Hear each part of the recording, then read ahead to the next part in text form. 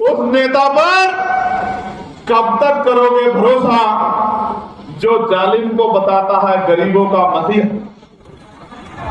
समझे या नहीं समझे? जो कहता है कि हम सरकार के आभारी हैं, उस सरकार के आभारी हैं जिस सरकार ने हमारे लोगों की खाल खींच ली। आप बड़े भोले भाले हो, बड़े सीधे साधे हो, उस नेता का पर कब तक करोगे भरोसा? उस नेता पर कब तक करोगे भरोसा जो जालिम को बताता है गरीबों का मसीहा? समझे या नहीं समझे? उस नेता पे कब तक करोगे भरोसा जो जालिम को बताता है गरीबों का मसीहा? जो कहता है कि हम सरकार के आभारी हैं, उस सरकार के आभारी हैं जिस सरकार ने हमारे लोगों की खाल खींच ली, जिस सरकार ने हमारे अधिकारी कर्मचारियों को खून के आंसू रोने का काम मजबूर किया, जिस सरकार ने हमारे घरों पे बुलडोजर चलाया, जिस सरकार ने हमारी मस्जिदों को, दरगाह को, खानकाहों को, हमारे धार्मिक स्थलों को फतेहपुर में, और अगर कोई आंदोलन करने आया तो लाठियों से पीट के जेल में भेजने का काम किया, जिसके राज में आपके भाई के बदन पर 5-5 गोली चली, खून की होली खेली गई, और जिनके राज में 2 अप्रैल 2018 में हमारे लोगों को पीट पीट कर, लाते मार मार कर जेल में बंद कर दिया गया, और नारसी के आंदोलन में माथे पर, सर पे गोली चला के मुस्लिम भाइयों का नरसंहार किया गया, उस सरकार को कहते हैं कि बहुत बहुत धन्यवाद।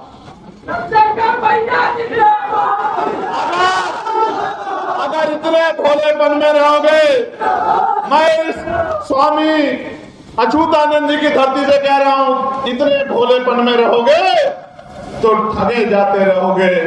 आज आप जानते हो जिस तरह से नौजवानों ने पकड़ी है मिशन की रफ्तार, जिस तरह से नौजवानों ने पकड़ी है मिशन की रफ्तार, तो कई लोग हो गए हैं खबरदार, खबरदार, खबरदार। लेकिन याद रखो कि अब सब लोगों की निगाह आपकी तरफ है। अब सब लोगों की निगाह आपकी तरफ है, और लोग ये देख रहे हैं कि भारतीय जनता पार्टी के गुंडा राज से कैसे निजात मिली, कैसे गुंडा राज को खत्म किया जाएगा, कैसे हमारे पढ़े लिखे बच्चों को रोजगार मिलेगा, कैसे कानून व्यवस्था अच्छी होगी, और कैसे हमारे लोगों को स्वाभिमान सम्मान का जीवन मिले। आज ये चैलेंज है हम लोगों के सामने, आप सब लोगों के सामने, और हमें इस चैलेंज को स्वीकार करना है और दिन रात जाके मेहनत करके इस गुंडागर्दी की सरकार को सत्ता से उखाड़ फेंकना। उखाड़ फेंकोगे नहीं, उखाड़ फेंकोगे बताओ? उखाड़ फेंकोगे नहीं, फेंकोगे बताओ? प्यारे भाइयों, कानून व्यवस्था की दुहाई देने वाली सरकार लखनऊ में कल ही, प्रदेश की राजधानी लखनऊ में कल ही 3-4 दरिंदों ने बच्ची का जो है उसके सम्मान को छीन भिन करने का काम किया। और यही इलाहाबाद यूनिवर्सिटी के छात्रावास को लेकर कल मेरे भाई जो वहां सड़कों पर उतरे हुए थे कि कुलपति जी उनसे अच्छा व्यवहार नहीं कर रहे हैं। यही मैंने अखबार में पढ़ा 2 दिन पहले, यही मैंने अखबार में पढ़ा। प्यारे साथियों, क्या आप इस सरकार के कामकाज को अच्छा कामकाज मानते हो? जिस सरकार ने 69,000 शिक्षक भर्ती में 20,000 पदों पे घोटाला करके आपके बच्चों की नौकरी छीन ली हो, जिस सरकार में कोई पेपर ऐसा नहीं है जो पेपर लीक ना हुआ हो या आरक्षण में घोटाला ना हो, और इस सरकार में जब आप अन्याय के खिलाफ लड़ाई लड़ने आए तो झूठे मुकदमे लगा के जेल में भेजने का काम किया। उस सरकार को सबक सिखाने का समय आ गया। क्या मैंने कभी आपकी लड़ाई को कमजोर किया? क्या कभी आपका हाथ छोड़ा? क्या अन्याय में कभी आपको अकेला छोड़ा? क्या पार्लियामेंट में कोई ऐसा विषय है जिसको मैंने आपके ना उठाया हो? आशा बहने, आंगनबाड़ी बहने, भोजन माता बहने, ग्राम पंचायत सहायक, रोजगार सेवक, पीआरडी के जवान, होमगार्ड के जवान, पुलिस के भाई, जो मजबूरी में मुकदमे लगाते हैं, हमारे लोगों को ढकेलते हैं, उनको 8 घंटे की ड्यूटी मिले, सप्ताह में 1 दिन छुट्टी मिले, बॉर्डर स्कीम खत्म हो, इन तमाम वेतन की संख्या दूर हो। इन मामलों के लिए मैंने पार्लियामेंट में बढ़ चढ़ के आवाज उठाई। मैंने इसलिए नहीं उठाई कि तनख्वाह बढ़ा दो, भत्ते बढ़ा दो।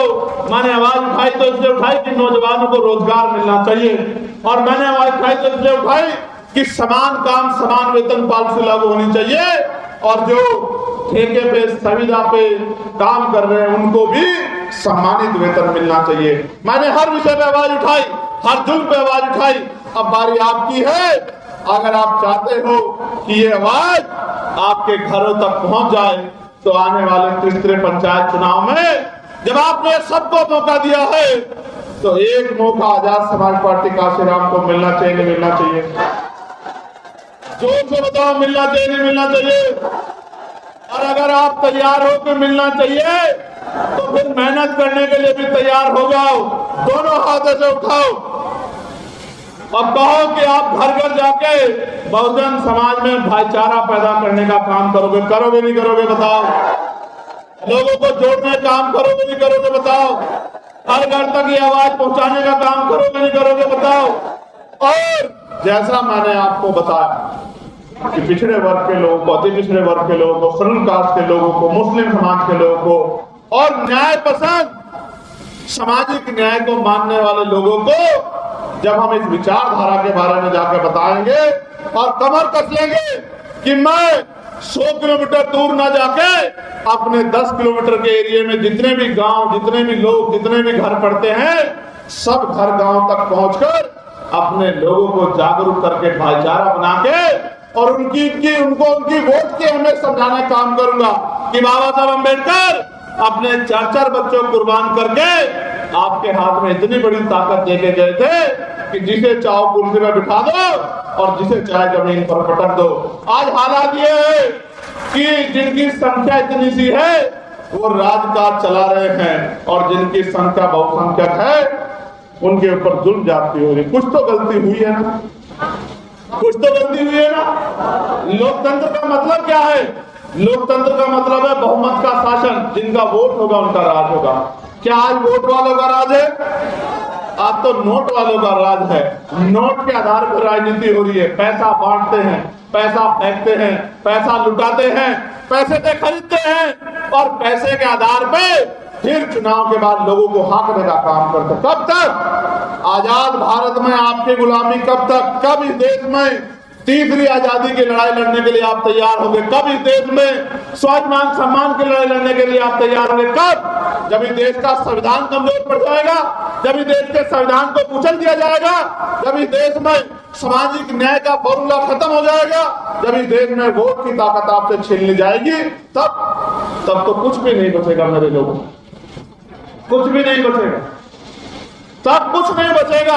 आज मौका है, आज समय है आपको मुझे आने वाली पीढ़ियों के भविष्य को सलामत रखने के लिए, उनके भविष्य को मजबूत रखने के लिए आज मुझे आपको अगर मिशन खून मांगता है तो खून से भी सींचना पड़ेगा, लेकिन किसी भी कीमत पे समझौतावादी राजनीति से पीछे हटके स्वाभिमान सम्मान की लड़ाई को लड़ना पड़ेगा। और अगर हम नहीं लड़ेंगे तो कौन लड़ेगा?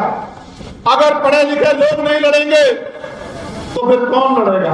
वो समाज जो सुबह मजदूरी के लिए जाता है, जो मेहनत मजदूरी के लिए बिकने जाता है चौक पे और पूरे दिन 300-400 रुपए में बिककर बड़ी मुश्किल से थका हारा अपने घर आता है, अपने बच्चों की रोटी की व्यवस्था करता है, कपड़े की व्यवस्था करता है, भोजन की व्यवस्था, उसकी छत की व्यवस्था करता है, फीस की व्यवस्था करता है, वो कैसे लड़ पाएगा? वो तो आपकी तरफ देख रहा है। आज अगर कहीं जुल्म होता है तो बताओ, पुलिस से पहले भीम आर्मी को लोग फोन करते हैं नहीं करते? बताओ क्यों करते हैं? क्योंकि उनको भरोसा है कि ये हमारे साथ अन्याय नहीं होने देंगे। एक बात यह है कि अन्याय ना हो और एक बात यह है कि अन्याय होने ना दिया जाए। अन्याय तो अब तक अन्याय खिलाफ तो लड़ते आए हैं, लेकिन अगर हम अपनी राजनीतिक ताकत बना लेंगे तो अन्याय हो ही नहीं पाएगा मेरे भाइयों, क्योंकि अन्याय करने वाले पर जब सख्त कार्रवाई होगी तो कार्रवाई एक पे होगी और सबक हजारों लोगों को लगेगा। ये अभी इनकी गरीबों की तरफ आप उठा के देखना नहीं है, वरना सजा मिलेगी। अभी तो सत्ता निर्दोष को जेल भेज देती है और दोषी को कंधे पे बिठा लेती है। सब आपके सामने। तो मैं इस स्वामी अछूतानंद हरिहर जी की कर्म भूमि पर आपसे पूछना चाहता हूं, इस लड़ाई में आप लोग अब मेहनत करोगे नहीं करोगे बताओ? दोनों हाथ उठा के बताओ, करोगे? यहां से जाके निकल के काम करोगे? कमेटी बनवाओगे, सेक्टर कमेटी बनवाओगे, भाईचारा कमेटी बनवाओगे, हर घर जाके पहुंच के अपनी बात को लोगों तक पहुंचाओगे? पक्का? ऐसा तो नहीं कि आज मैं आ गया हूं और मुझे खुश करने के लिए कह रहे हो, और कल एक सोचो कि हमारी जिंदगी में तो किसी भगवान ने गरीबी, बेबसी, लाचारी लिख दी है, अब तो हम लोग ऐसे ही मरेंगे। मेरे भाइयों, मेरी माएं बैठी, मैं किसी की आलोचना नहीं करना चाहता, लेकिन जितनी माएं यहां बैठी हैं, एक बार हाथ उठा के बता दो कि क्या आपने हवाई जहाज में सफर किया? जिसने किया हो जरा एक बार हाथ उठा के मुझे दिखा दो, जिसने हवाई जहाज में सफर किया। जिसने किया हो वो हाथ उठा ले, जिसने हवाई जहाज में यात्रा की हो। एक भी महिला ऐसी नहीं है जिसने हवाई जहाज में यात्रा की। हेलीकॉप्टर में तो की होगी, है? हेलीकॉप्टर में भी की। तो आप ये सोचो कि ये अगर आर्थिक गैर बराबरी नहीं है तो आप मुझे बताओ कि एक महिला जहां पैदा होती है पूरी जिंदगी उसी के आसपास घूम फिर के मेहनत मजदूरी करके और वहीं की वहीं दफन हो जाती है, और एक महिला जो है वो हवाई जहाज, प्लेन से घूमने का काम करती है। क्या सरकारों को इन गरीबों की चिंता है? अगर अमीर गरीब का हितैषी होता तो क्या कोई यहाँ गरीब रहता? सच तो ये है कि हमारी गरीब समाज की माओ ने तो एसी के ट्रेन के एसी वाले डब्बे में भी सफर नहीं किया। ठीक है, लेकिन दिन बदलेंगे, समय बदलेगा, समय बलशाली ये परिवर्तन होगा और आपके घरों पे भी उजाला आएगा, आपके घरों पे भी रोशनी आएगी। मेरी बात को आप याद रखना। बहुत कुछ नहीं देंगे, 2000 रुपए महीने के नहीं देंगे, नहीं देंगे, बिल्कुल नहीं देंगे ताकत बनने पे, लेकिन आपके बच्चों को दुनिया के सबसे अच्छी शिक्षा व्यवस्था से जोड़ने का काम करेंगे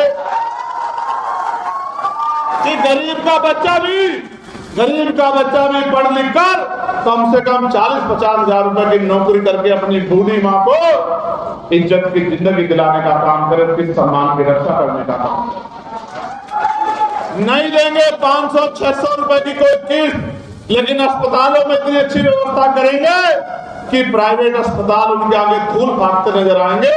दवाई भी मिलेगी, डॉक्टर भी टाइम पाएगा, इलाज भी बेहतरीन होगा, सारे टेस्ट भी वही होंगे और साफ सफाई भी इतनी अच्छी होगी कि अस्पताल में आने के बाद घर जाने का मन नहीं करेगा। मेरी बात को आप याद रखना। वर्ल्ड क्लास के अस्पताल बनाएंगे और रोजगार देंगे, अपने भाइयों को रोजगार देंगे, जमीन देंगे, जिन पे जमीन है उनको जमीन देंगे, जिन पे रोजगार नहीं उनको रोजगार देंगे, जिन पे सरकारी नहीं उनको प्राइवेट देंगे, जिनको प्राइवेट नहीं मिलेगा उद्योग धंधे लगा के, कंपनियां फैक्ट्री लगा के उनको लोन देके उनको छोटे उद्योगों से जोड़ने का काम करेंगे।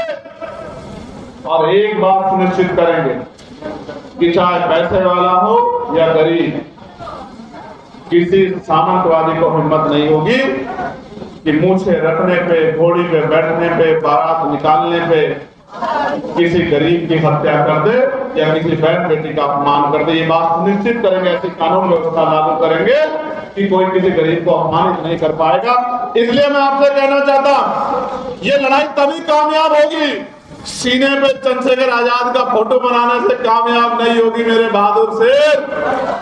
ये कामयाब तब होगी जब चंद्रशेखर आजाद को राजनीतिक शक्ति आप दोगे, और जिस दिन चंद्रशेखर आजाद के पास राजनीतिक शक्ति होगी तो किसी कोने में खड़े होकर आवाज लगा देना, घंटे भी नहीं लगेंगे, आपकी आवाज आपके भाई तक पहुंच जाएगी। मेरी बात मैं जानता हूं मैं जानता हूं कि आपके दिलों तक मेरी बात जाती है, मैं जानता हूं, लेकिन आप ये समझ लो कि जब तक आप ताकत नहीं दोगे तब तक आपके क्षेत्रों में बहुत बदलाव होने वाला नहीं।